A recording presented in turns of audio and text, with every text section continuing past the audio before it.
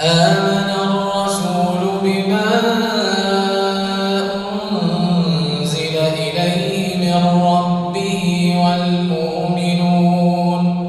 كلنا آمن بالله وملائكته وكتبه ورسله لا نفرق بين أحد من رسله وقالوا سمعنا وأطعنا غفرانك ربنا وإليك المصير لا يكلف الله نفسا إلا وسعها لها ما كسبت وعليها ما اكتسبت ربنا لا تؤاخذنا إن نسينا أو أخطأنا ربنا